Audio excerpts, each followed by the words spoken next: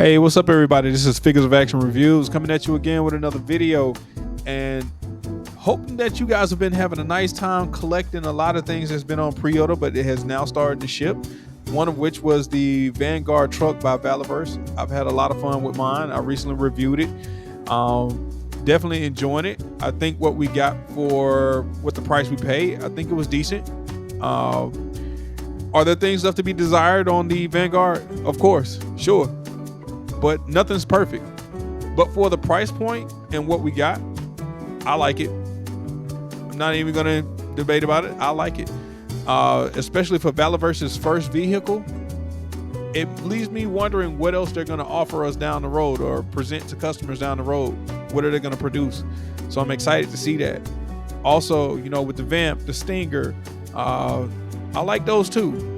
No, I didn't get my hands on one, but I will eventually get my hands on a Vamp and a Stinger. And plus, I saw the Savage Land video. Go check him out. He recently reviewed the Vamp and the Vanguard, but with his Vamp, he got some additional accessories from Gridiron Studios, and so he really upgraded his Vamp, and it looks really clean. It's dope. It really is. I'm looking at doing the same thing. But what I really want to talk to you guys about is the money being left on the table by Hasbro. Hasbro is leaving a lot of money on the table when it comes to a lot of vehicles that people want, and there is a demand for this stuff too. There's a demand for these vehicles, just like the figures. A lot of the stuff like the HASLAB. I've said it before, but I don't think Hasbro needs to do these HASLabs. I mean, the only time that Hasbro's really messed up on a HASLab is when they tried to overcharge for stuff. Like that Spirit of Vengeance Robbie Reyes car. They wanted like $3 something for it. And I want to say it was like $350. They wanted too much for that. It was too much. And fans basically spoke out with their wallets and their opinions. They were like, no, we're not backing this. And of course you had some people that were just like, just back the product, just back it, man, just back the project. Like, no, we're not gonna just bag anything, man. We're not Star Wars fans. We're not just gonna take this, you know, just because it's, you know, it's here. Look, my bad, yo. I had to dig at y'all, man. Y'all bought that Ghost for a 3.75-inch figure for $500. Of course, I'm gonna take a jab at you, but I'm not hating on you, man. I'm not hating on you. I tell everybody, collect what you want. Collect what you want. But Hasbro leaves a lot, you know, of money just out there, man. And I mean, unless it's out of the kindness of their heart, you know what I'm saying? Hasbro, like, you know, we gonna make these vehicles, we're gonna make these toys, and we only gonna sell, you know, as so many, and then we're gonna shut off the valve and we're gonna turn it off, and then, you know, the people who bought them, we're gonna give you guys a chance to make money. Because I mean, so let's be honest, not everybody who's buying these vehicles and these figures, they're not out here, you know, collecting. They're out here to make a flip and earn money. And what I mean by that, let's go to the Haslabs. Now, the Rattlers is one of the newest things, and I backed it, but that's because I know I can get my money back on the Rattler if, like, I don't like what I see. If I turn around and it's like, you know what, this is not something I want, I can basically turn around and sell it and make my money back, because I know there is a demand for the Rattler, and the people who didn't back it are going to be like, oh man, I wish I backed it. Kind of like how I am with the His Tank. And they're going to be like, oh, I want it. And so they're going to buy it. Now, let me show you what I'm talking about. The Dragonfly, right? The Dragonfly was $274.99, and it only needed 10,000 as a target for backers, and it got 24,764 backers. And that's it. You know, I guess Hasbro was like, yo, that's a mission complete. Success. I think if you add all that up at 274, I did maybe like 275. It ended up being let's do the math. I think that's like over 6 mil. So let's do 275 and times, how many was it? 24,764. Yeah. So you had 24,764 backers who paid $275, which would end up being like $6.8 million, right? Cool. So we know there's a market for these things. And then look here on eBay. What do you see? $589.99. Now this is August 27th. This just sold. These are sold items. This is not stuff that's up for sale that hasn't sold yet. These are sold items.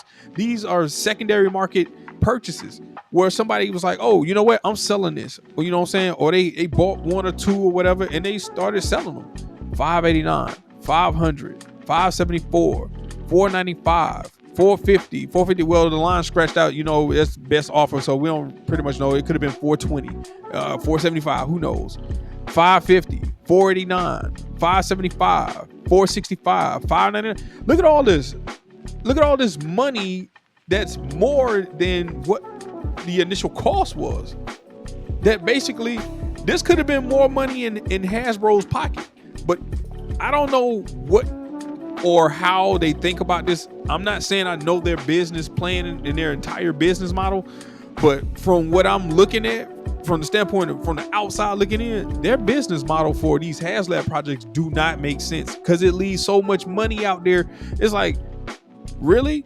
Are you really taking a gamble with something you know there's a high demand for?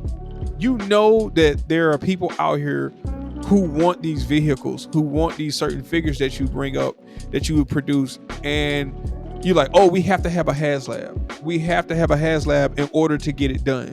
That's not true. That's not true at all. I mean, yeah, doing a HasLab project really does take a lot of the risk off the table for Hasbro because it allows them to see if they have backers who are willing to, you know, put in for this project. And they don't have to sell to Target. They don't have to put these in Target or put these in Walmart. They can sell them exclusively in their own online store. They can do that. And therefore they can reap the benefit of all the profits. And I mean, I don't get it. I don't know why they won't do that. I won't pretend like I know, oh, you know, I understand Hasbro 100%. No, I don't. And that's the reason why I'm making this video, is that maybe one of you all, you know, are a industry expert who can tell me and clue me in on why is it that Hasbro's willing to leave so much money on the table. I mean, not just with the Dragonfly, even with the His Tank. The His Tank was $299. So let's go and change to the His Tank. Once again, these are sold items. These are sold items. $529, $515. Look at this. $450. I don't know who did that, but still, the original cost was $300. And that's $150 plus $90 shipping and handling. Yeah, I know it's because you gotta think about this now. If you're not accustomed to, you know, shipping, as far as a seller goes, I'm gonna tell you right now, this right here is where that shipping you get the buyer to pay the front of that, and yeah, it buffers you from eBay taking a large percentage of your earnings, because depending on what it really costs to ship, eBay can end up, you know, crediting the overage to the seller. So what? Yeah, get mad. Yes, resellers get mad. Yep. I'm telling. Yeah, I know about it. So what? Get mad.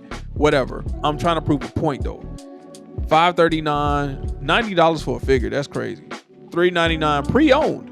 $400 for pre-owned. So this person was, you know, charging this, and they took it all out of the box and probably played with it and everything. Pre-owned figure, $65 a figure. That's crazy. $515, $420, $59, $60 for a pre-owned figure. Wow. $1,200, but that's more than one. $595, $549. Matter of fact, hey, let's go to Macari. Let's look at Macari. What do we have? A Marvel Legends HasLab Sentinel, $600. Now let's go back, because I don't remember what the Sentinel cost originally. I think it was like 2 something or maybe 3 at most. Maybe it was $349. I'm not quite sure on that. Dang, but all right, I'm not clicking on the Star Wars stuff. Now I'll do you that favor because I've already shown you. This was $500, like I said, and it's only for a 3.75 inch figure. But this thing on eBay was selling for $600 to $1,200. It was selling for $600 to $1,200. We can go to yep. Look at that. And I'm telling you, the Sentinel was like $300. It was like $300 and some change or something. $649, pre-owned, $430, $700. This, keep in mind, this is August 25th. This is recent. These are recent sales. This thing is still selling. So when I say that Hasbro is leaving a lot of money on the table and telling you, oh, well, we hold the Haslabs because we like to minimize the risk to us for the development, that's a bunch of bull. That is a bunch of bull, and they don't have to do that. Like it literally, they are losing out on potential money. Well, it ain't potential, it is money. They're losing out on money because of some ridiculous business plan or model they put in. I mean, how can you sit here and like, for me, I would be looking at these sales. If I was running a company, I'd be looking at these secondary market sales like, what is going on here? Like, yo, we could have made so much money. You know what I'm saying? Why is it that Hasbro's like, oh, this is a risk? Is it really a risk to take, to give something, give people or give customers something you know they want, something you know they're for sure they're gonna purchase? I mean, is it really a risk? I mean, yeah, that Spirit of Vengeance was a risk because they wanted like $300 some odd for it, only for Ramen Racer to turn around and sell it for $280 and give you the Inferno pack and give you the engine and hood swap and the grill swap. Why? I mean, this they literally slept on something, trying to be greedy, and ended up getting told no, and all they had to do was price it better and they would have had a sale. But no, Hasbro chose to do something different. T-Man 978 actually reviewed this Ramen Racer. Looks really good. Now, here's another reason why I'm saying that Haslabs aren't necessary. Look at Ramen Toys. Ramen Toy has this tank, has the battle tank out. This battle tank pre-order at Big Bad Toy Store. And they don't need crowdfunding for that. We already know they're selling. They got another tank, a green one. I mean, come on, man, a bridge layer. And this is a support vehicle. We already know these are selling. We know these are gonna sell. So it's kind of like, they don't need a crowdfund to get this stuff sold. Ramen Toys doesn't. If they can take the risk on, and like I said, is it really a risk for something that you know is going to sell? Something that you know people are going to buy. I mean, come on now. I don't know if you guys seen the actual footage, but there's actual footage of these tanks. I think they were at the San Diego Comic-Con, and they actually showed a close-up view of them. But Hasbro is leaving a lot of money on the table for no reason. It's like, you could continually sell this stuff, but you hold these limited, they hold, let me get it straight, Hasbro holds these limited time offers of a backed project, which gets fully backed. I mean, come on, Giant Man, yeah, it got backed, only 3,000 over, but still it got fully funded. It did. Now, oh, I even lost myself. What was it? $200? Let's see. Giant Man. Look at that. $200. $435. $449. $460. $480. You know what I'm saying? Like this 6.4, but this is something else. $449. $399, $400, $400, $300, $450, $400, bro. You seriously telling me? You're telling me that, you know, this was not a good idea to like have this as a constant something that you can constantly sell to your customers. It's like, oh, we're only going to produce so many because we don't know how many they're going to sell. You can always open the vault and say, hey, we're reopening this up for people who didn't get it, you know. Now, partly that I am making this video is because, yeah, I'm one of the people who, you know, saw some things that I would have backed. But at the time, you know, either my money wasn't right or I just didn't feel like, I shuffled my feet and you snooze, you lose scenario. But I'm going to tell you right now, I'm not buying a His tank for $500. Oh, no. No. I don't want it that bad. No, I don't want it that bad. Bro, I will buy what is ever available and do it what I have. You know what I'm saying? I would just deal with it. But I'm knowing that the His tank was $300 and then you're going to turn around and tell me like, oh, well, you know, we're not offering it anymore. So go ahead and buy it from the secondary market for like $500-$600. No, even with the Sentinel, I'm not paying $600-$700 for a Sentinel. Even if I was balling out of control, I still wouldn't do it because that's stupid. To me, it's not worth spending that much money. Like, you know what I could do with $700? Like, I'm not buying one Marvel HASLAB Sentinel. I can tell you that. Well, especially when Hasbro could just basically go back in and say, you know what? We would like to offer this again. And, you know, they can still offer it at the same price they originally offered it for. And you still gonna have a bunch of people who was like, you know what? I wasn't into collecting figures at this time, or, you know, they'll turn around and say, oh, I didn't back the original backing, but I want to now. Oh, we're not even gonna get into this right here. This thing right here.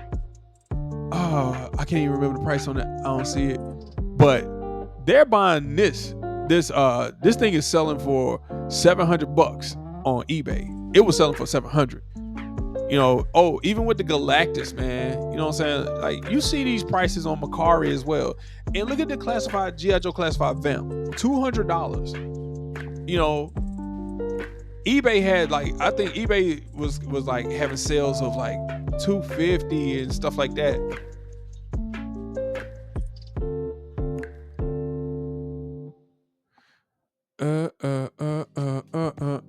Yeah, $275. $275 for the Vamp, man. Plus $55 shipping and handling. That is crazy. Whoever paid this, that's over $300 just for one of these. And how hard is it for Hasbro to say, you know what, man, we're gonna offer some more? But, you know, I know some of the hype is like, basically you have to create, you know, a demand, and by doing that, a successful way to create a high demand is to generate, like, basically say there's a low supply of something and leave people, you know, left out, and then all of a sudden later on you open up again and say, oh, we have another offering, and then you got a lot of FOMO. You know, for folks who don't know, fear of missing out, you got a lot of folks FOMOing in, buying it. You know, they could increase the price next time they do bring this out, but we'll have to see on that. But all I'm saying is that these HASLAB projects are unnecessary, especially when you're seeing all this secondary market, you know, activity and all these sales, especially with these prices selling for double, almost triple the original price. And Hasbro telling you like, well, we just can't take the risk. We can't take the risk. Like, the hell you can't. Because the sales are proving that wrong. It's like, you know, there's a demand for this stuff. So it's like, hey, to me, HASLABs are unnecessary, especially when you bring out something you know people want. The people want it. It's not like we've been getting 1/12 scale vehicles this entire time. Literally, this has been dropped on us, you know, over the past few years, and it's like, it's been a long time. It's like a drought for vehicles. People were finding other vehicles from other toy lines and repurposing them just to have a vehicle for their figures. So it's not like nobody knows that, you know, oh, there wasn't a need for this. Yeah, it was. Like, that's why you had all these, you know, kit bash videos from all these prominent YouTubers who are like in the toy realm coming out and telling you guys, hey, buy this, buy that, do this, paint this way, cut this that way. That's why that was happening, because there was a drought and there were no vehicles up for sale. But now we're getting them, and then there's like this short supply, and then now you have all these other people making these. They're making money. And don't get me wrong, I'm never hating on somebody who making their money on the back end. You know what I'm saying? Hey, if you went in, you backed it, and now you're making your money because you bought like 3 or 4 of them, and you bought the limit, and then you're selling off 2, and you're making your money back. Good on you. All I'm saying is, Hasbro, you're missing out on the money when you could be providing potential customers these products that you produced over the years, and now all of a sudden it's just like, nope, we're only producing so many and then we're done. It's like, okay, you must not like a lot of money. You must like a little money, but whatever. This is Figures of Action Reviews. Just me going off on, just talking through talking through, you know what I'm saying? Because in my head, it just didn't make sense. This business model or plan didn't make a lot of sense. But you guys be easy, keep collecting, and have fun, man. Hey, peace out.